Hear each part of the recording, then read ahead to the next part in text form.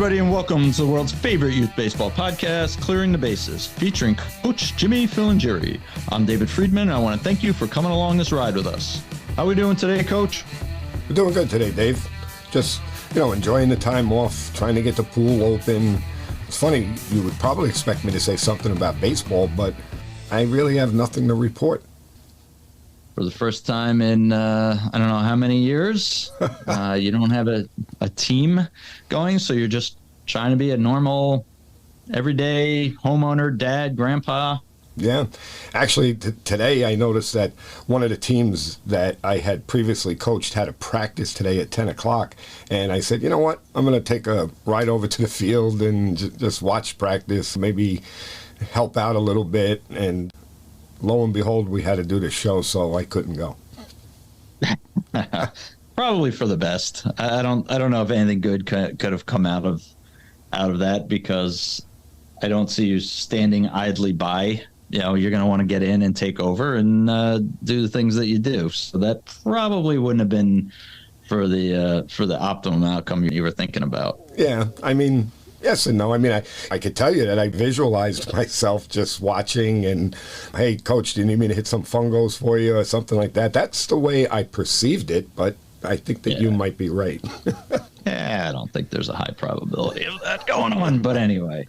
So this is so what you've got about a week or two out since you've had a game or a practice, right? So how are you adjusting to normal life? I would say I'm making a good adjustment. I would say that my wife is probably making a better adjustment for me than I'm doing for myself. Little honey-do list? Yeah. Let's do this. Let's go here. Now you have all of this time and that type of thing. So, you know what? We'll see where it goes. But I could just tell what's going on inside, and it's probably going to run out pretty quick. Yeah. And I saw you already had posted about like your summer camp that your school runs for the younger kids, where the high schoolers are part of the trainers. I saw your advertising for that, so I'm sure you'll have something to do with that. It's never too far away from us, right? Right. Well, that's interesting too, because usually those camps are held at times when I can't go there because of work. But this year there's a series of camps that are held after work. So you know me, right away I got on the phone with the varsity coach and said, count me in, I'll be there. Right. All right. Yeah. You gotta keep it flowing through that baseball blood flowing through your veins. And it'll be nice because this will be the first year that I'm able to make those camps, and it'll be nice to see what we have coming in, because a lot of the kids that do come to the school attend those camps, so we get to see them a little early. Right. You guys are a little different than us public school guys, where we get what we get, whereas you guys can pick and choose or help to influence the parents and the players' decisions on whether they want to go to that school or not. A little bit different viewpoint. Yeah, there's definitely a difference. But a lot of the kids that come to the school, I won't say we necessarily bring them in, though they, like you said, we just happen to be able to get kids that have ability that come from all different areas where a public school can't do that.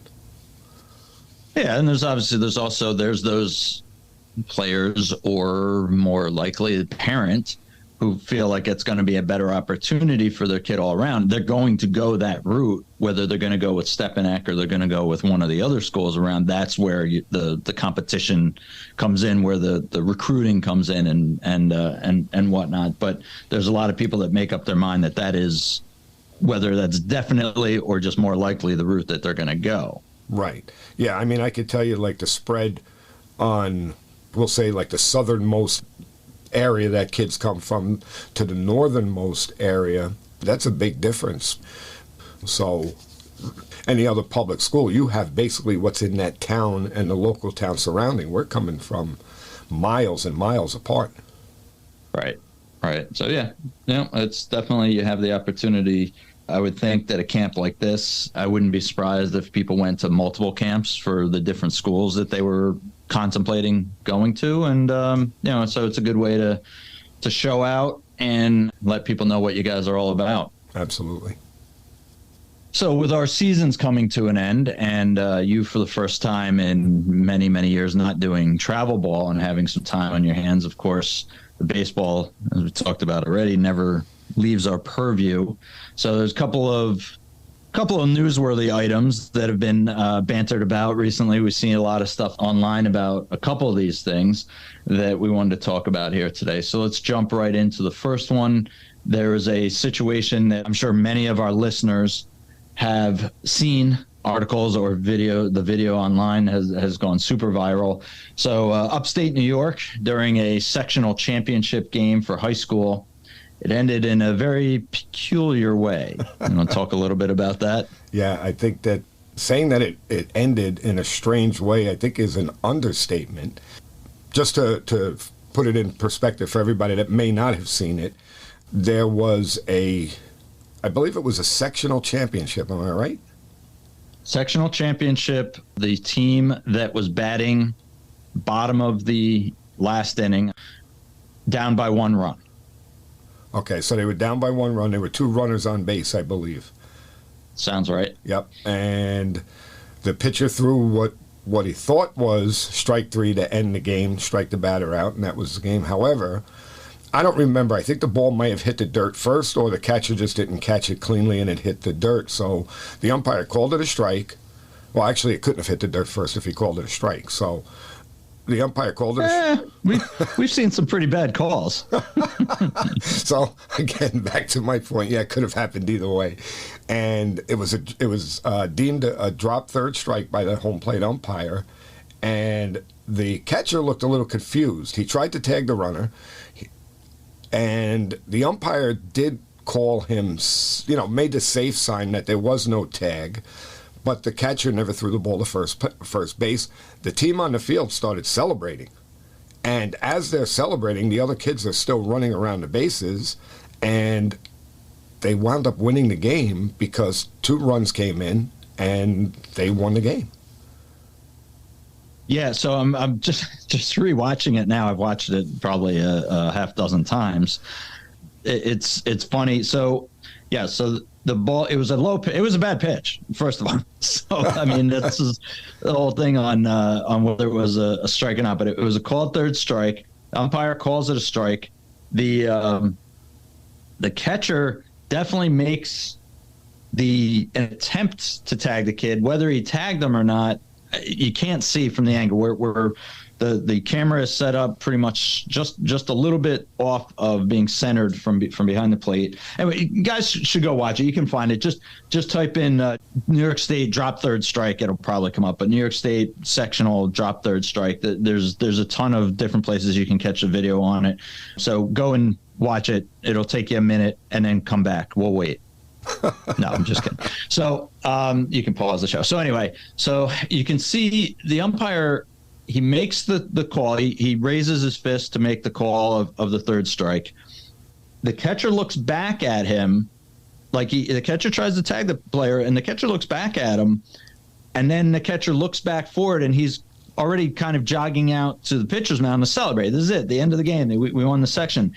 After the catcher turns his back, the umpire then makes a safe signal, spreads his arms apart and does the safe signal. Now, I'm sure he didn't purposely do it when the catcher wasn't looking at him. It was in real time. It's all within half a second that all this happened. But now the runners see that, and maybe the coaches, the base running coaches, see it, and they're, what do we train our boys to do? Anytime on a third strike, you should be looking to run.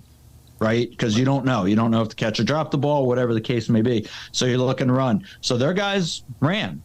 And yeah, you can see in the video, really heartbreaking. I think it's the right fielder is running in because of being so far away and maybe having the view of everything. He's running in, and it looks like he's yelling at his guys to get the ball. And everybody else is just screaming and jumping up at the pit. They're meeting on the pitcher's mound and jumping up and down and whatnot. So really, really crazy series of events. And the other team just keeps running. And the 2 runs come in and game over for the other team. Right. Well, it's the thing that caught my attention is what you just said. Yeah, drop third strike. The batter took off. I mean, and so many times we see it where there's a drop third strike and the batter doesn't run, where he's not sure, whatever, he gives up on the play or whatever the case is. So this kid was disciplined enough to actually run down to first base, and I felt that the catcher was too involved with the celebration, and I believe from what I could see in the video that the catcher reacted to the pitcher. The pitcher started celebrating right away, whereas if the catcher just said, well, you know what, I'm not sure if this guy is out or safe or whatever, the ball's still in play, throw the ball down to first base, get him out, and then you can celebrate. That didn't happen, obviously, and what a way to lose a game. Yeah, it's I mean, it's crazy on both sides. I mean, again, you got two runners last inning, two runners on.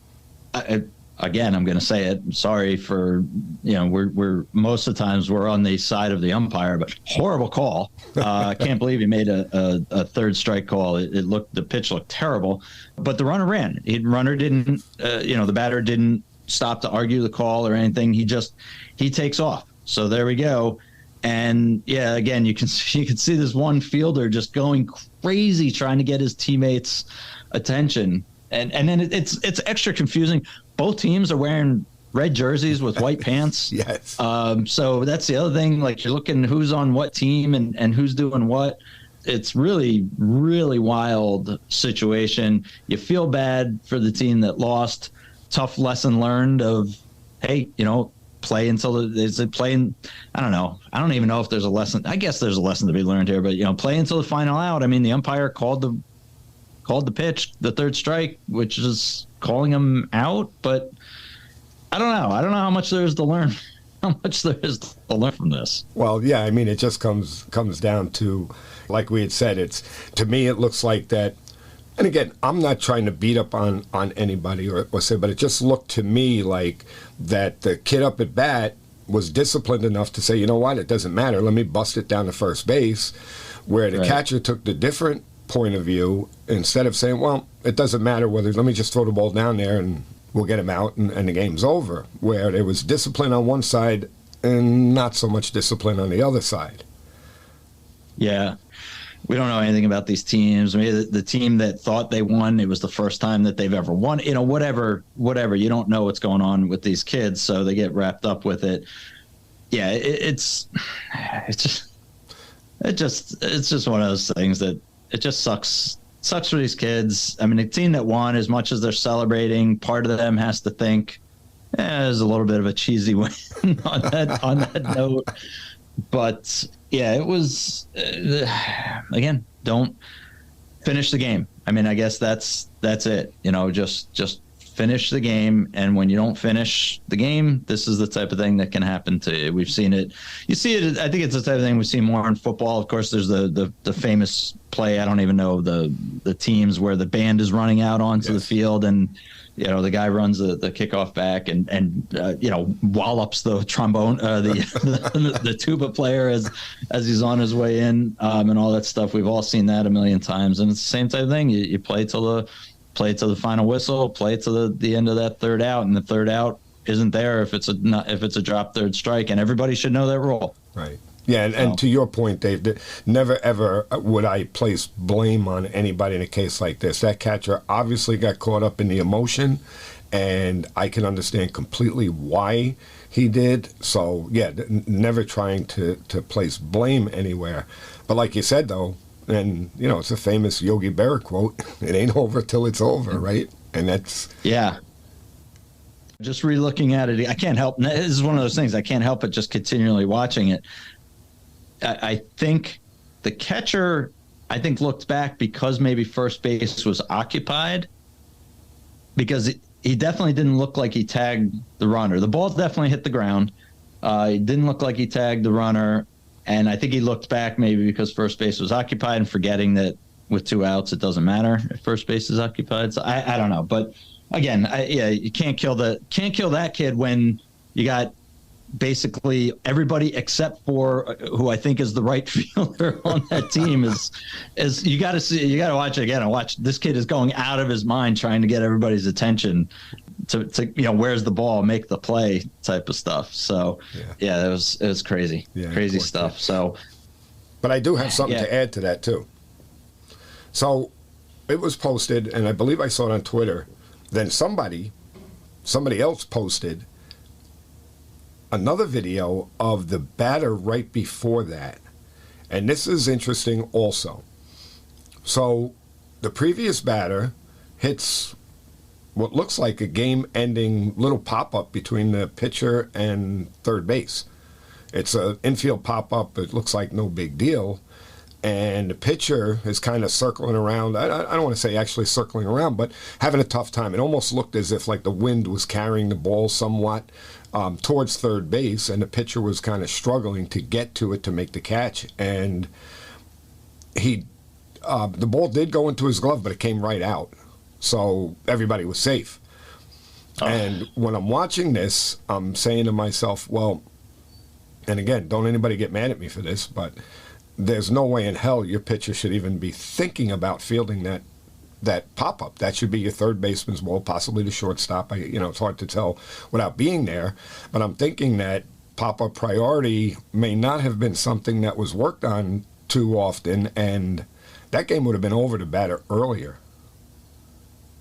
Yeah, that's crazy. So I didn't see that posted anywhere. I haven't seen that video.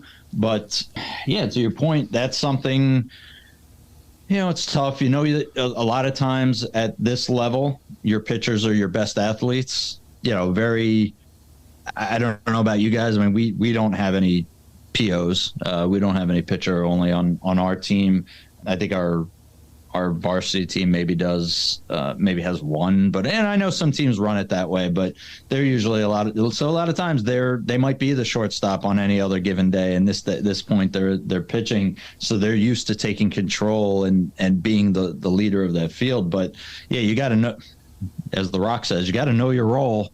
And in that instance, especially, I didn't see the play. If he had to go back at all, then no, he's out. The only time I think the pitcher should take control of that, and this is questionable, but if it's between him and the catcher, because we all know how tough it is for the catcher to make the adjustments to make that play. That's not something, I know we practice it, but we might practice it a couple times a year. Right. The catcher being able to do that. So no, anywhere else in the field, the fielder's got to take over. Yeah, and they have to. And that was my take on it. And it's not even like you could say where the ball was hit in close proximity to the mound. It wasn't. The ball was literally landed, between the pitcher's mound and third base. You know what I'm saying? I mean, to me, right. if you see the video, you'd have to see it. It was a routine infield pop-up, and it should have been the third out of the game. So that even, to me, makes what happened with the next batter even more heartbreaking, because that game could have been over long before that even happened. Oh, boy. Yeah, that's tough. That's tough. And again, we're just seeing a snapshot. We don't know what the rest of the game was like. Was there 3 errors made? Was there, whatever the rest happened. But we all know games are never won and lost on a single play. Obviously, it's over the whole thing. But in this instance, it's very easy to default to just that last call. I'm just, again, the play is going on in a loop behind me here, and looking again. The coaches are getting all upset and all this stuff. I'm like, hey, man, that's on you, not on them. That's, sorry. That's not on the umpires. Other than, I'm going to say it one more time, horrendous call that started this whole thing. Catcher was set up outside and the pitch was inside. It looked like it was very close to the batter's foot, and it was right on the ground. As you said, just from memory of, you weren't sure if it hit the ground or if it was just a low pitch that the catcher didn't feel cleanly. That's how low the pitch was, that it could have hit the ground. But whatever. Unfortunately, somebody's got to lose, and in this case, it becomes a memorable play, but really for the wrong reasons. Right. And I want everybody to understand that. Believe me, Dave and I are not trying to place blame anywhere or say somebody should have done this, somebody should have done that. That's not the case. It's just to bring it out that as coaches, yes, it's hard. We have to teach our players that in the case of the catcher, complete the play. There's no harm in seeing it through. If you throw the ball down to first base and the umpire says, no, you didn't have to throw, he was out already, I called him out. All right, so be it. But finish the play. And then in the case of the previous batter, work on pop-up priority for your infielder so that there is no question, everybody understands. It's to bring out these things that we need to work on. It's not to criticize anyone. Right. And that's because this could have been in any game at any point, right? It's going to be a championship game that you get back-to-back kind of, say, bad discipline plays. And how many of our games are available for view to millions of people on Twitter? Ours, none. So it's just it's a good example for that. Yeah, your pop-up priority is just something that should be ingrained at this level as a in high school varsity. Assume most of them are juniors and seniors. They've been playing ball for 10 years or more. You got to know that your shortstop, your third baseman need to know that they need to be able to call off the pitcher. I don't care who it is. That type of stuff. So yeah, just finish the play. Again, let your training should take over. And if your training doesn't take over, then that is on the coaches because they should train. That being said, again, not killing anybody. I say it all the time. There's an infinite number of things for us to work on, right? And a very finite number of hours, right? So that's tough. It's something that you got to work on here and there. You just got to force yourselves to work on that kind of stuff. Now, again, they're upstate New York, so as much as we complain about the weather and not having a lot of opportunity preseason to get outside, I can only imagine. Their first time outside might have been their first game of the year. Yeah, I would imagine they spent a lot of time in the gym doing, working on stuff that, let's face it, you can't work on pop-up priority, in the gym. You just can't do it. Unless your gym is massive, but I'm sure they're like everybody else where it's not the case. Right. The lights get in the way and basketball hoops that are pushed up and all that stuff. So, yeah, no, that's those detail things that are the hard thing. It's easy to do batting practice. It's easy to do infield, outfield practice. But to work on these detail type of stuff like this, your PFPs, all that stuff, that's where you have to force it into practices, 10 minutes here, 15 minutes there. And yeah, so just, like I said, we had a few kind of quasi-viral famous news of note, and this was one of them that came up. Another one that I didn't know about it until you told me about it, but again, pretty interesting, and we'll have some stuff to say about. This was New Jersey it wasn't a championship game, but it was during the state tourney. There was an issue with a possible pitch count violation. Yeah, I mean, apparently it wasn't possible. It was a pitch count violation. And I'm not exactly sure of the rule. No, I do have the rule here in front of me, but I'm not exactly sure how it happened. But basically what it comes down to is if a pitcher is approaching 110 pitches in one day, he's allowed to exceed that total. If it's in the middle of an at-bat, he gets to finish the at-bat. But they also have another rule that you cannot pitch more than 150 pitches. I believe it's over a 4-day span. So this pitcher threw so many pitches one day, and then 4 days later he was pitching again, and he was approaching that 150 pitch limit. So the coach actually had a conversation with the umpire about that. Does he get to finish the at-bat, or do I have to pull? Is it drop dead? As soon as it comes, I have to pull him. And the umpire said, no, he gets to finish the at-bat. Now, that's what I read. That's the way I understood it to be. So the team that committed the violation was winning 8-1 and wound up winning the game 8-1. The opposing coach protested the game because of one pitch. So instead of that 150 pitch limit, he went to 151. The opposing coach protested the game and won the protest. So the team that committed the violation lost the game by forfeit. Right. So we've got a team that is way ahead, 8-1, last inning. Obviously, only one pitch was needed to finish the game. And they wound up losing the game on, call it a technicality. Rules are rules.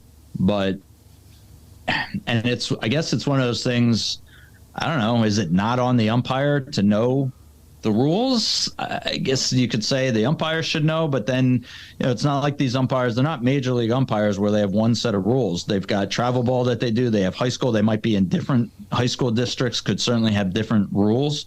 JV and varsity could have different and do have different rules, at least in our area. So should the umpire know the rules for something like that? I would say it would be nice if they did, but I could understand them not because of all the different things that are being thrown out at them during the week. So that's on the coach to know the rule, unfortunately. Now, the other side of that, I'd like to get your take on this. You're the team that lost. Are you protesting that? My initial reaction to that is no.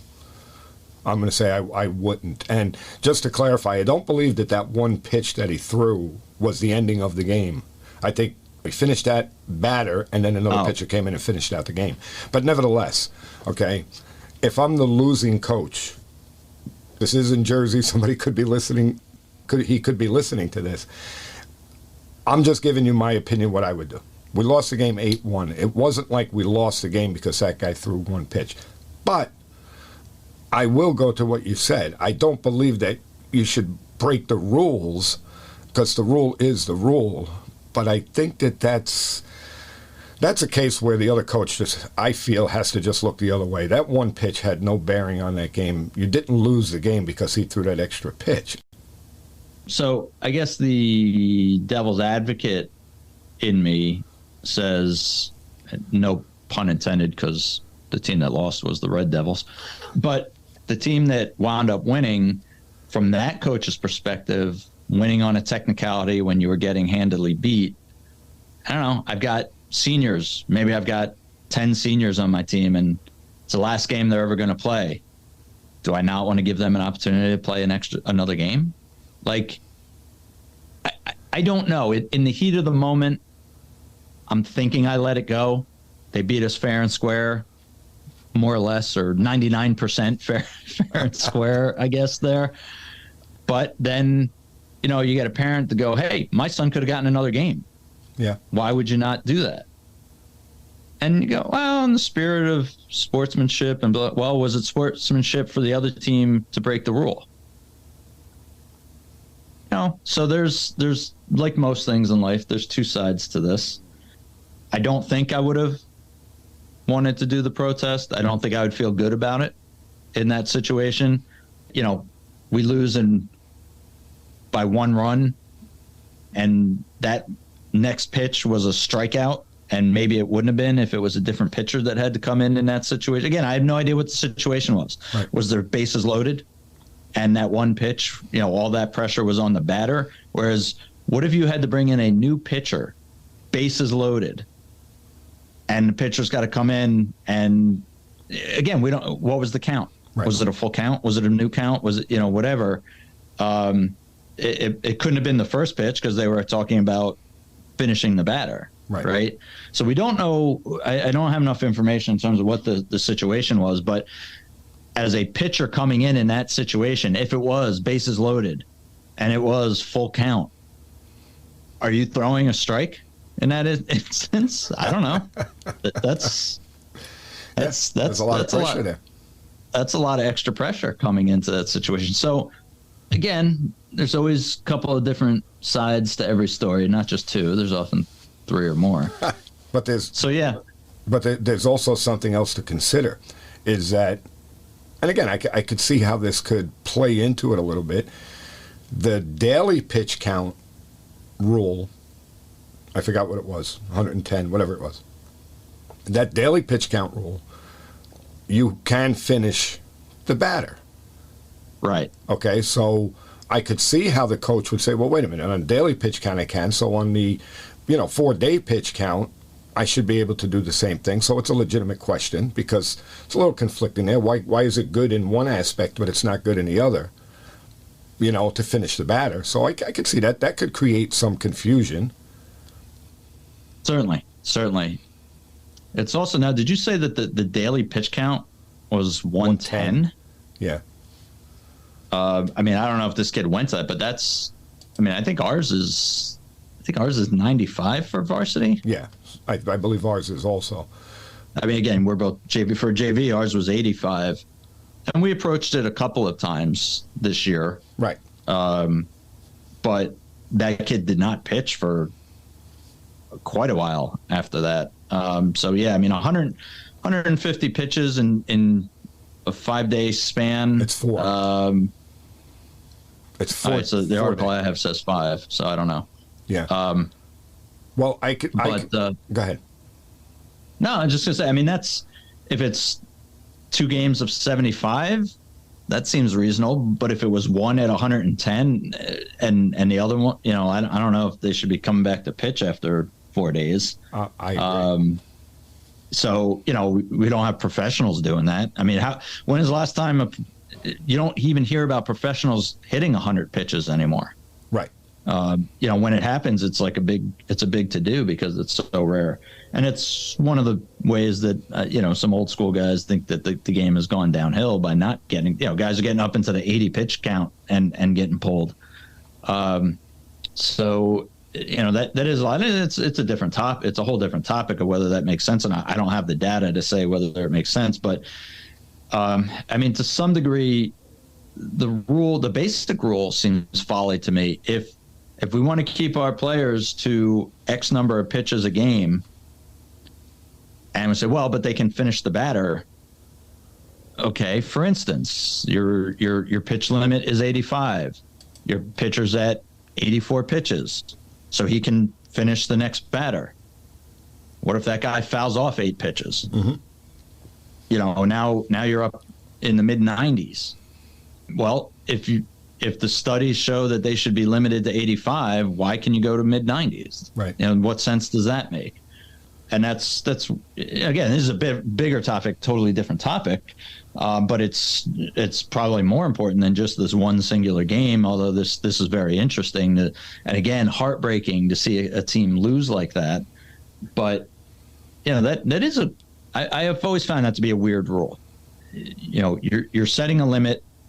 Hopefully, it's not an arbitrary limit. It's a limit because somebody has done the work, the scientific study, and that's what a pitcher in the 14 to 18 year range that's the amount of stress that should be put on his. And we always think of the arm, but it's everything: arm, legs, back, shoulder. So that much stress. But 8 more pitches is okay. Just because of dumb luck, you happen to finish the batter before at 1 pitch below the pitch count. Like, I don't know. I've always found that to be a questionable rule. Right. Yeah, and I understand that too. Yeah, but let's face it. As a coach, and I know I look at it this way, for the most part, I'm not really worried about those type of technicalities in the rule because in a case like this, and again, I don't mean this to say that the other coach was wrong in what he did. I'm not going there. All I'm doing is giving you my opinion, basically, is my guy's out of that game before I even get to that controversy. So in other words, he would have probably never been pitching to that batter because I know that it's going to get too close to that pitch limit. So let's get him out of there. Let's bring another guy in. And one batter should not make the difference in whether or not you're going to be able to win that game. Right. And it's a whole thing where, okay, he was coming close on that 150, so he threw one more pitch, but it's, how many pitches could he have been at when that batter started? So let's assume there wasn't 14 pitches that were fouled off. Right. So the guy had to be in the high 140s as that batter starting. What are we doing? I mean, do we need to push? I get it. It's state tournament, so it matters? Question mark. Doesn't matter. Doesn't matter as much as the player's health and well-being. Yeah. And the player's always going to tell you he's good, right? Have you ever approached somebody? Hey, how you feeling? Go, not good, coach. Time to take me out. I mean, hundreds and hundreds of games. That doesn't happen. Right. Yeah, you've got your eyes to see how's the kid doing, how's his velocity look, how's his control look, is his junk still working because his arm is still fresh enough, or is he really struggling? Those are the things. So yeah, you don't want to get into that. You don't want to get into that position. Now, we've all pushed the limit on occasion, but yeah, it's just, again, know the rules. That's a definitive. I don't know how often that you'd run into that. We don't, as far as I know, we don't have anything like that in New York. What do you mean? It's just game by game, right? We don't have anything in terms of, we know how many days rest they have to have, but there's nothing in terms of in a 5-day period or 4-day period or whatever, you're limited to X number of pitches. We just have, if you pitch 85 pitches, you need to have 4 days rest or whatever it was for us. Right. So I mean, I would say in a 5-day period, if you do it, that our max is, I believe, 90 pitches at the JV level in my league. So if you do 90 pitches, then you need 4 days rest. So let's say you pitch on Sunday, then you have to be off Monday, Tuesday, Wednesday, and Thursday. You can come back Friday, and you could throw another 90 pitches. So I guess that limit in our case would be 180 pitches, where they're 150. Right. So. Right. But again, does that happen? I would have to go back and look at what I did this season, but I guarantee you I did not have anybody come close to those numbers. Yeah, no. We had one instance where somebody went near the max, and then on his first eligible day, he went fairly deep again. And then, but we also, he didn't play shortstop after he was done pitching. He came out of the game after he was done pitching, didn't throw a lot for those other couple of days to let his arm heal up, that type of stuff. And as soon as we saw any type of fatigue during the game, we pulled him. Didn't care what his pitch count was. It was just, we pulled him. Right. And we knew we weren't going to push the limit on that. But you also know damn well that there's plenty of coaches that don't care about that stuff. Right. And I'm actually looking at mine right now, and yeah, there's you want to know something? In a 5-day period, I would say like my number one pitcher in a 5-day period, and this is the most that he threw in that time, was 155 pitches in a 5-day period, where Jersey's saying you could, it's 150 in 4 days, so we get an extra day's rest. Right. Right. But let's go back to a little bit about the rule, because it's something that I did want to bring up, and it was something that happened before this season started. I don't know if we talked about it on the show at all, but it's something that I paid very close attention to. There's a high school coach very involved with USA Baseball. His name is Adam Mosley, and he coaches at Hoover High School in Alabama. And they have a rule where you cannot coach any of your players that play with you during the school year. You cannot coach them outside of the school year. And so in the summertime, you cannot. No, I'm sorry.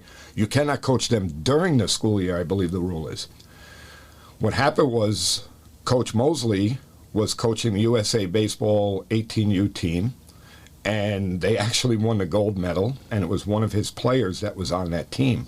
And he wasn't Coach Mosley was the pitching coach. This player, I believe, was a position player. He wasn't a pitcher. So Coach Mosley wound up getting suspended by the Alabama High School Association for violating that rule. Now, it's kind of the same thing. I mean, I don't think he did anything egregious. I don't think that he was trying to circumvent that rule. We're talking about playing for your country. This is a once-in-a-lifetime thing. It just so happens that he happened to be the coach.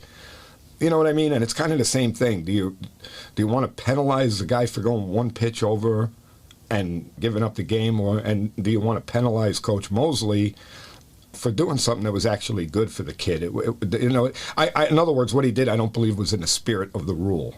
So go ahead. Right. So that's where this is a totally different situation, where you've got the letter of the law versus the spirit of the law. And yeah, I had seen quite a bit about this online, and it just I didn't get it, quite frankly. I mean, I don't look into this stuff I don't follow these guys as closely as you do. I really didn't understand what the full violation was.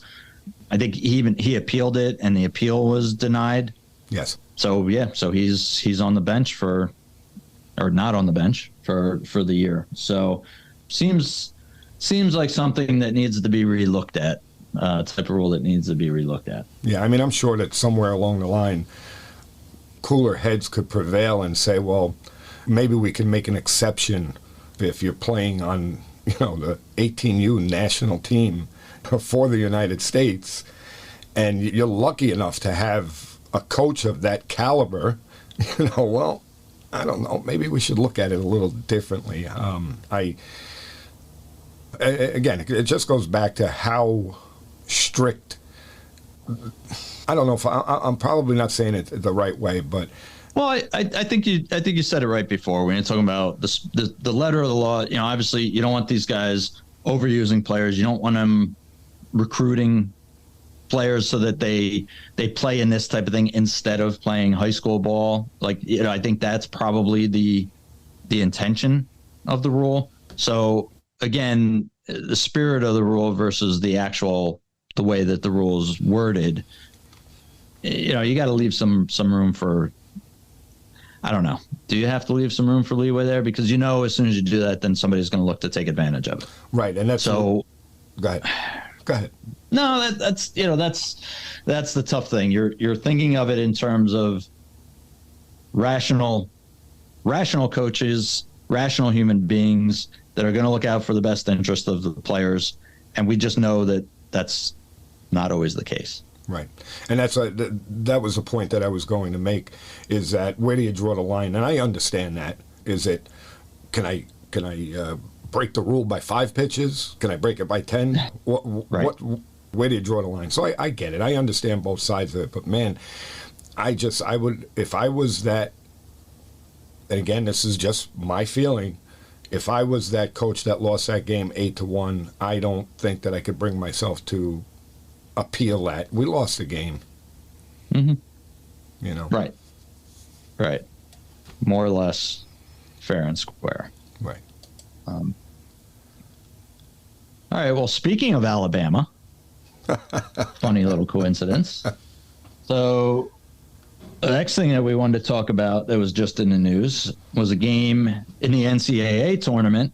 Interesting end to the game of UPenn, which is an Ivy League school, against, annual powerhouse Auburn.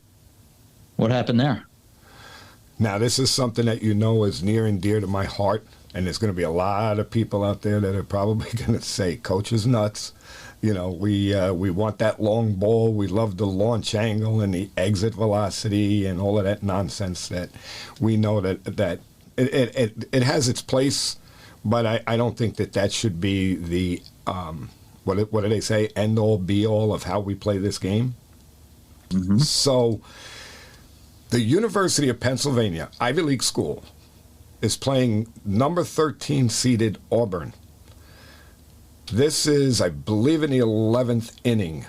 So their leadoff batter walked. He walked with 1 out. Their next batter got up, doubled, scoring that player that was on first base. And then the next 3 batters that came up bunted. One right after the next. They wound up scoring or running the score up to 6-3. I don't know exactly what the score was when they started this parade of bunting, but they bunted 3 times in a row and wound up going up 6-3. Well, that's pretty cool. It's interesting. You wonder, are there people that are looking at it and saying that that's a cheesy way to do it, Bush League, that type of stuff? But no, I'm 100% in agreement with you that, you know what, it's part of the game for a reason. It's one of those things. I know at our level, nobody wants to bunt, right? You feel like we're taking the bat out of their hands. And here's where this is our approach. And we've talked about this a million times. We're a small school. We're going to do a lot of those little things. We're going to steal a ton of bases. We're going to pick you off, and we're going to bunt. And we had a couple people bunt against us this year, but we bunted way more. And we don't bunt a ton. We certainly haven't had 3 guys in a row bunt, even if I think there might have been some situations where it would make sense. But, we're going to do those things because we're outmatched. We're overmatched in a lot of the games that we play on the power hitters, on the power pitchers, and things like that. So we have to do the little things right. And we, like we talked about before, infinite number of things for us to go over and practice. We practice this kind of stuff all the time. And to me, there's no reason every batting practice session, bunt your first 2 balls, and bunt them well. I will have kids that they'll miss both and then they'll start swinging away. I'm like, what the hell are you doing? What do you think you're doing? It's not, oh, we'll give it a try. No, everybody on the team, number 1 to number 16 or whatever, 29, whatever ridiculous number of numbers you want to take in this year. Everybody's got to know how to bunt, because you never know when the situation does it. Now, is my cleanup hitter bunting very often? No. But could he bunt? Yes. And here you go. You've got an Ivy League team. It's the first time ever that an Ivy League team has beaten, I think they're an SEC team. Yeah. First time that the SEC, an Ivy League team has beaten an SEC team in the tournament. Yep. Well, you're going in undermanned. You have to know that you are. Right. So you got to do those things that you got to do, and it's part of the game. Right. I mean, after all, isn't our job as coaches to have a strategy, to have a plan? That's a strategy. I mean, absolutely. I guarantee you, because of the state of affairs, that Auburn thought, no way in hell they're going to bunt 3 times in a row. Well, right. They maybe will bunt the first time. All right, that worked. Okay, they got it out of their system. Right. Yeah, after that. But it just goes to show, and you had mentioned that, at your practices, you're bunting your first 2 when you get in the cage. What I do at my practices is we break our practices up into a bunch of different groups that are doing different things. So the guys that are actually not in the cage hitting at that moment are outside the cage bunting. They're getting their bunting in before they get in and see that live pitching in the cage. So, yeah, I mean, bunting, and I can tell you, I believe, I'm pretty sure that I had my number 3 batter bunt a couple of times this year, which most people would think I was nuts. He was, arguably my best hitter on my team, but the situation called for it, and I needed a bunt, and that's what I wanted. Yeah, so I can tell you, we have a couple guys on our team that really, really solid bunters. And we had 2 different situations. It might have been back-to-back games. There might have been one game in between. Again, memory's a little fuzzy, but it was this year. We had somebody bunt. Their next at bat, they hit a triple. We had 2 guys do it. I'm pretty sure it was in back-to-back games against different teams, so they didn't know. But the one guy was, we wound up juggling our lineup around quite a bit this year. At one point, he might have been 2 or 3 in the lineup. At one point, he might have been 4 in the lineup. At one point, he might have been a little bit further down. So we'll juggle guys around. But the second time we played the one team, I'm coaching first, and I hear the first baseman calls, oh, this is the guy that bunts all the time, because he had bunted against them the first game. Forgetting that his next at bat, he hit a 1-hopper to the fence that he got a triple on. I'm certainly not going to correct the kid. And then afterwards, I'm thinking about the kid happened to be hitting cleanup that game. Right. And I'm like, okay, so you're telling your whole team, oh, this is the guy that bunts all the time. He's hitting cleanup right now. Right. You really think that's our strategy? Right. Across the board? So it's funny, but that's the type of thing where, again, you look at not just small ball, but smart ball, right, where you have kids that can hit. Certainly if they're fast, and these are 2 of the fast. The one kid is possibly the fastest kid I've ever seen at this age. He was our leadoff hitter, and he's just insane, pretty smart on the bases also. We know it's a combination. It's not just speed, but pretty smart in terms of watching the pitcher and picking up on the pitcher's habits and all that stuff. But he beat out so many infield. He got so many infield hits this year. It was ridiculous, because he just busts his tail out of the box every time. He's the kid you love to coach.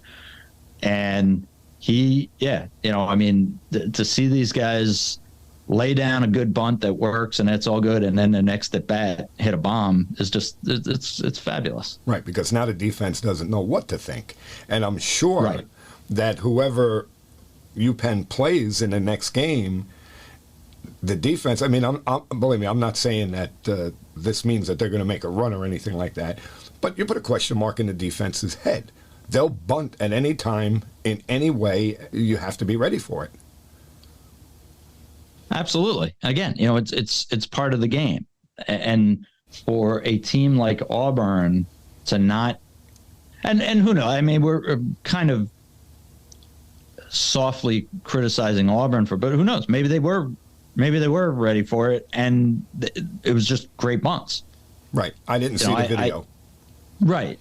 So that's what I'm saying. I mean, it's not that they necessarily were on their heels and got caught off guard. Maybe the three guys, maybe just dumb luck. It's one that it goes down the line and it looks like it's going foul, and at the last second it curls back in and it's fair ball, or who knows? Right. Maybe they were that good at it. I guess I shouldn't say who knows. I'm sure it's on video somewhere. But yeah, I mean, but that's the type of thing. Because how ready can you be for a bunt? You can be ready mentally. Oh, you can be ready mentally and physically, but it doesn't mean that, even if you play it perfectly, it doesn't mean that you're going to get the out. Just like even if you bunt perfectly, it doesn't mean that you're going to be safe because somebody makes a great play or whatever. That's sports. But it's interesting. You don't hear of teams even attempting something like that, right? And I'd be curious to go back and look at a lot of these big teams. How many times did they even attempt a bunt during the year? Right. Although in college baseball, you do see it more than you do in the major leagues. Certainly. But I don't know. It seems like they must have, to some degree, caught them off guard with at least 2 out of the 3 bunts. They must have kind of caught them off guard there. But it's interesting. I'll relate it to a situation I just saw Friday night. 2 nights ago, I was at we have a local minor league team here for the Yankees, Hudson Valley Renegades. And we were at that game, and it was a 1-1 tie going into the end of the game. They're still using the California rule. So runner starts at second base the next inning, and we're going, okay, why are we not bunting? Right. And we went 9th inning, 10th inning, 11th inning. This game didn't end until the 12th inning. Neither team tried to bunt that runner from second over to third with the first batter. Yeah. And I happened to be there with Brian, my head coach from my JV team, who, again, we have the same philosophy on small ball stuff. And we're both sitting there going, I don't understand. How are you not bunting this guy over? It was really kind of ridiculous. And they went to their 4th extra inning before the game finally ended. Yeah. And I mean, I'll agree with you wholeheartedly. I would have been in your camp. I would have been screaming, lay down a bunt. And then a fly ball gets him in. I mean, yeah, and you're more or less sudden death at that point. Why are you not doing that? So, yeah, it's just, that's something, again, we're trying to bring everything back to the heart and soul of our listeners, which is, player development and youth coaching. And that's why it's so important to work on those things. You want to spend time on your launch angle and your exit velocity, and great, spend some time there. But spend some time on this other stuff. Learn the small things.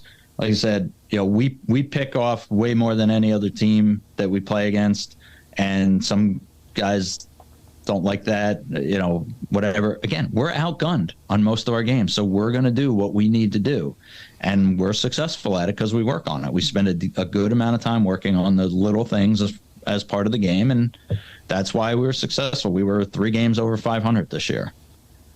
In the moment, we play to win, but overall, we're substituting guys and we're putting guys in the game that we know it's going to hurt the overall prospects of the team, trying to get these guys, everybody ready for varsity. So it's not like we just played to win all the time. As I said, our goal is to kind of be around 500 and have competitive games every week. But when you're young, players may not like it, but eventually they'll understand why you did it in terms of working on those little things. Yeah, the idea is to create well-rounded players. You want them to be proficient in as many things as possible. I mean, and that's part of the game. I know, again, at the highest level, it's not used that much anymore, but everywhere else, it should be used. Let's put it that way. Yeah, and as I just said, it should be used at the highest of levels, and it's not. Yeah. It's the whole thing with, I mean, look at the shift. I guess it's a thing of the past now, but over the last few years, how many times were you watching a game and there was a shift on where there was one player on one side of the field and all the other players are on the other side of the field, and you're like, friggin' bunt. Bunting. Lay down a bunt. Yeah. You're going to be safe 99 out of 100 times, maybe 95 out of 100 times if you can lay down a bunt. And how many times did they do it? Right. Almost never. Right. Because if they did it, it was on SportsCenter because it almost never happened. Yeah. Last weekend, my son was down at the Yankee game, and the Yankees went into extra innings. I forget the situation. I think Judge came up, and there was runner on first and second. No outs. So I text my son at the game. I said, it's a bunt situation. He texts me back, what are you, crazy? I mean, I did it to get a reaction out of him, but, right. You know. But you're not wrong. No, I mean, you want to win the ball game, lay down a bunt. You got second, third, one out. All right. A fly ball wins the game. They were the home team, and that's it. I mean.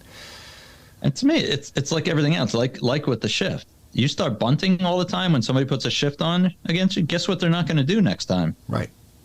Yeah. They're not going to set up the shift. Exactly. And it's that type of thing. You're like, okay, lazy fly ball looks pretty for a little bit, and it's the easiest out in baseball.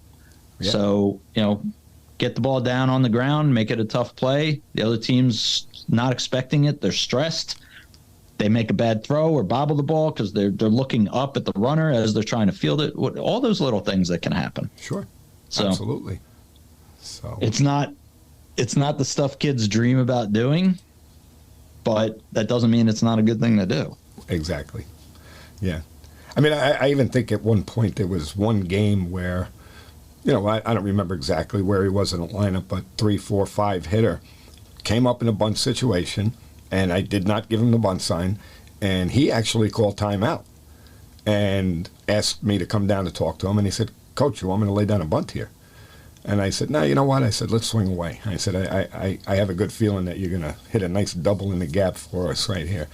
And I let him go. But my point of saying that is he knew it was a bunt situation. He was one of 3, 4, 5 hitter, not somebody you would normally bunt. And yet he understood that, yeah, you could be called upon to bunt at any time. Absolutely. So, and three strikes later, you kicked yourself. God damn it! Well, the funny part about that is I really don't remember what happened. So right. So it probably wasn't good. It probably wasn't. Yeah. But yeah, no. I mean, you never know what's going to happen, but to just default not take a chance on it and have that as in your toolbox to be able to use that's just folly. Right. Yeah, I agree 100%.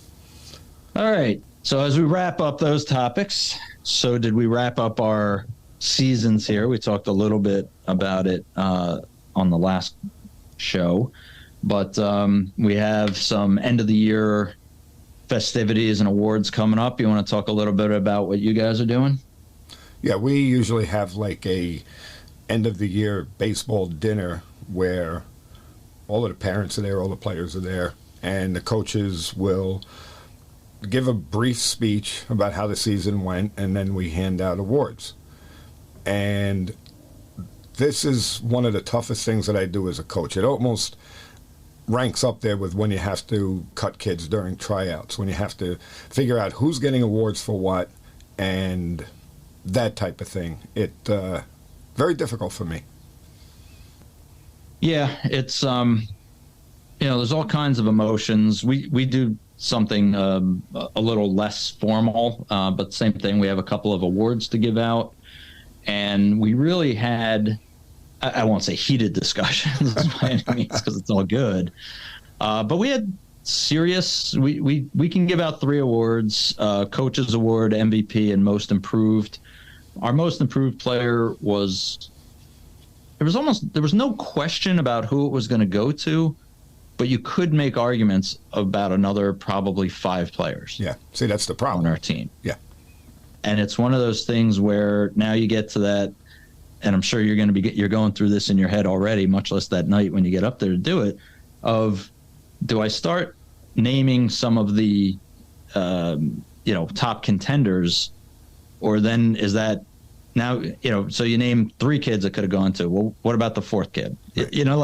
You start going, well, I don't want to leave that kid off. And, and next thing you know, you're up to 12 kids or whatever. But it's tough. It's an emotional thing. And it's something, as much as listen, in the grand scheme of life, it means very little, but it might mean a lot to that player. Yeah. Yeah. And it's like, like I said, it's a difficult thing to do, because we're able to give out, we'll say, I'm able to give out awards at my discretion. So in other words, if I want to give an award for best offensive player or most valuable pitcher, or I can almost name the awards anything that I want, and it's very difficult to do, because again, like you said, I don't want to leave anybody out, but you have to give the awards to the kids that really deserve them. But sometimes there's a thin line between who you're giving it to and who you're not giving it to, where people could say, well, geez, wait a minute, so-and-so should have got that award. So there's different opinions on it. And as a coach, I want to make sure that I keep all my ducks in a row and that I'm giving it to the most deserving person. So can I go through and say that there's, a top offensive guy, or there's a top defensive guy, or that type of thing? You know what? There's a lot of kids that fit into that category, because you know how I feel. The batting average is a trap. There's a little tribute to Steve Springer there. Steve Springer, friend of the show. Because the batting average doesn't tell you everything. So I tend to give those awards out for more of the mental side, and to your points of effort and attitude and those type of players that I felt did the best job in those areas. Yeah, because a lot of that stuff, right, there's the quantitative stuff, batting average, on base percentage, blah, blah, blah. And then there's the eyeball test of, we don't see it don't see it that way. We had one of the kids on our team had one of the higher batting averages, and I look back at the season, I'm like, I don't get it. Right. I don't get it. He just never seemed like, it just never seemed like he was putting it all together. He had a few good hard shots, but a lot of his hits were questionable. Now, I'm very tough grader. Every team I've coached, or just even as a dad, if I was asked to keep the book or whatnot, the kids hated it, because I was very, very tough on whether something was a hit or an error or whatever, pass ball versus stolen bases and stuff like that. I was very, very tough on that stuff. So I have a different perspective on that. And the guy who was keeping our book for us, and he did a great job, and it's just 2 years in a row that he did it, and we're super appreciative, because that's a thankless task. But he definitely was softer on stuff than I would have been. There wasn't a single time, other than joking around, there wasn't a single time where I was, no, come on, get out of change, because who cares at the end of the day? Right. We're not judging our playing time or opportunities based off of that. But point being, I don't know what my point was with this, but yeah, so the eyeball test stuff, that's where, over a long season, you're playing 20 games or 20-something games, to try to remember all those specifics is really, really tough when you're looking back on it. So a lot of it is just kind of gut feeling based off of what you think you saw right throughout the year, and that could be a little bit different than what the numbers say. Right. And the other thing too is that, and I'm going to say this, and I probably shouldn't, but with the exception of this team this year, because this year was a tough year in terms of having players on a team that I felt were not buying into the culture. I had a lot of them. Usually I get maybe one, maybe two. This year, there were quite a few. So the point that I was trying to make is that normally I would say, well, everybody kind of, and I know this is everybody gets a trophy, but everybody had something that they did well that I could recognize. And again, this is years past. This is not this past year. So, right.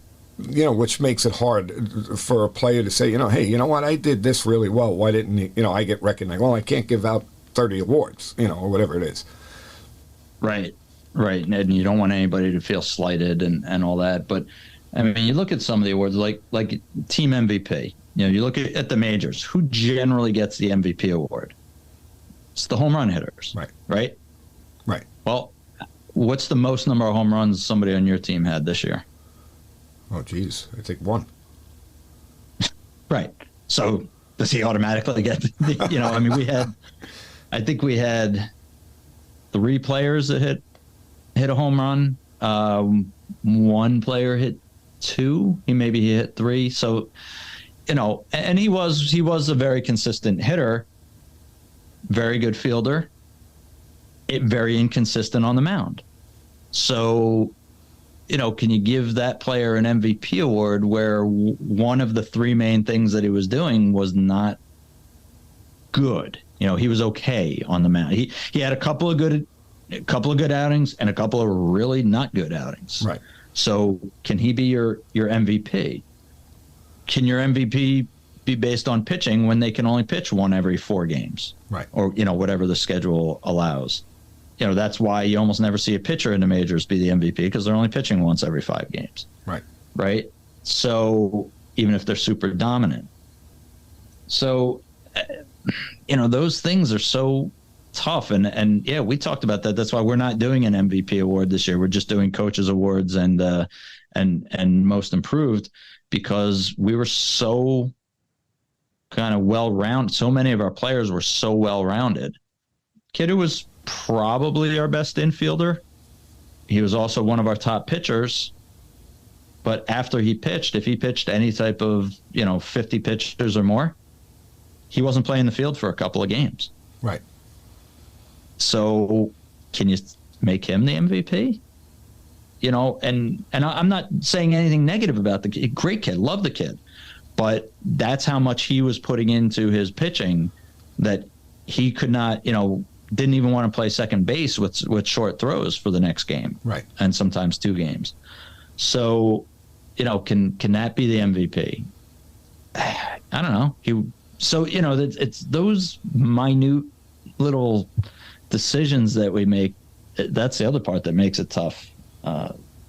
Trying to, I guess it's defining what these things are, and then how do you, it's almost like, square peg and round hole type of situation with some of these kids. Right. Well, I think what you just said about defining it, that is truly important, that you define, what the award means and who you're giving it to, because I think that'll put things in a perspective for some people.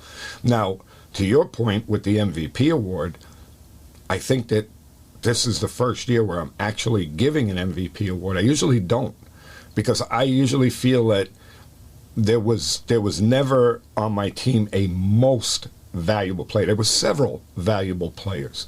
There was nobody more valuable than the other. So I said, how can I give that? And I didn't. This year, if you had a game, and it happens to be a pitcher, and he was a pitcher only, which I understand what you're saying, he didn't play as much as everybody else. It was only once every 5th day. But if we're in a championship game of our playoff system, who is the guy that is going to be most important to be in his spot to win this game? So I said, well, to me, he was definitely our most valuable player. So he's getting it this year. Again, it's an award that I very rarely give out. Yeah, that's good that you had somebody that, if it was so overwhelming that everybody was on the same page, then that's the way that you got to go with. Right.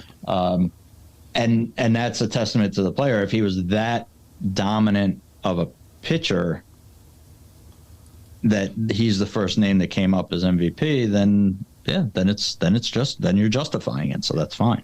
Yeah. So, again, it's a nice thing. It really is, to give out awards to these players, to let them know that as a coach you did recognize their contributions to the team, and it's a great thing. But it's a difficult thing to do, and I guess I would say it's a necessary evil. I don't know if that's the right way to put it, because it's not evil, but it's right. It's just something that's necessary. You have to do, and you got to find a way to do it to the best of your ability. Yeah, and it's something like and earlier, like, these don't really matter, but they do, and I think back on that. I wrestled in high school. I was okay. I was not a superstar. My senior year, I wound up basically a 500 record, so I was okay. But I got an award at the end of the year because of, you want to guess, effort and attitude, and it's not like I have that hanging up on my mantle in the living room or anything. My wife just wouldn't let me. But I think back on that because my career was not stellar. So I do think back on that as a highlight of my career, that the coaches did think that much of me, that I got that type of an award when it wasn't there's plenty of guys on the team that had a better record than I did. Right.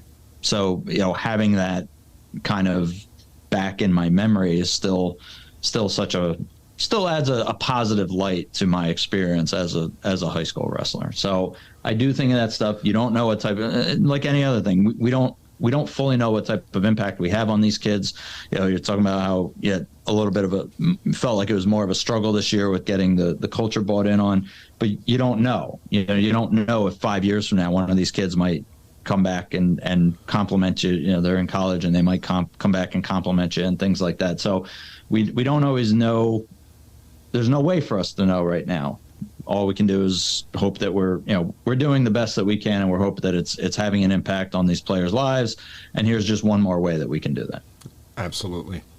So on that note, thanks for listening. Thanks for listening to us kind of ramble on here for a little while. We had some topics we thought were interesting. Hopefully you guys did as well. Go ahead and give us a review. Give us 5 stars. Subscribe. Tell your friends and coworkers and family and enemies and everybody. We want to get our listenership to continue to grow the way that it has been. We'll continue to bring you some good quality shows. We have some great guests lined up coming up soon, so stay tuned for that. We thank you for all of your listening and your participation. You can reach us at the CTB Show on Twitter, at the CTB Show. You can email us at clearingthebases@gmail.com. We're happy to interact with our listeners and give us ideas for shows coming up. Let us know what you thought of this. As always, we talked about it multiple times during today's show. Please remember, effort and attitude are everything. Give me 100% effort. Positive mental attitude, good things will follow. Final thoughts, Coach? So we covered a lot of ground here. We covered things that happen in the rules, things that happen that we need to work on in practice, things that happen most often in the games. There's just so many things that we need to do as coaches. Game strategies. We talked about the University of Pennsylvania baseball team and how they had a strategy to win that game, and it wound up working for them. So everything that we went over here kind of further emphasizes that as coaches, we really never stop learning. There's just so much to the game of baseball that we need to know. And the more we stay lifelong learners and keep learning and don't think that we know everything, then the better off we're going to be as coaches. So I think that everybody should be able to take something away from these stories that we told, and hopefully it'll make all of us better coaches. But I think that the final message that needs to be sent here is that, and all of these things really prove this, that people don't care how much you know until they know how much you care. Thanks, everyone, and we'll see you on the next one.